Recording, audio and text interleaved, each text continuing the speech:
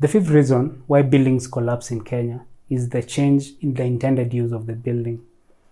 By the change in the intended use of the building, for example, you might find that a building was designed for residential use.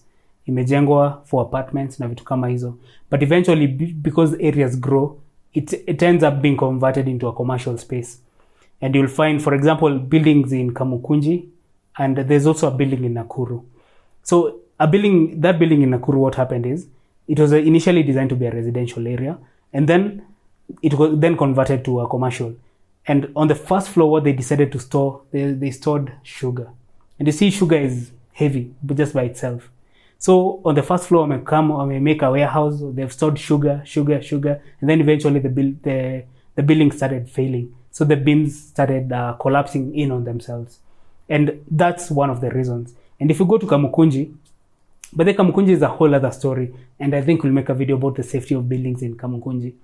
You see, Kamukunji initially was a residential area, but these days you go there and that's where you go buy your potteries. That's where you buy your utensils and vitu kama hizo.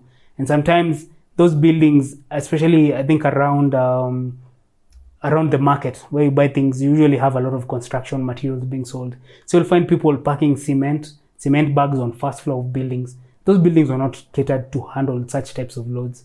And so eventually you just find that building forming cracks. You'll find the beams starting to deflect, and eventually that building is going to collapse unless it goes back to being used for the reason why it was built.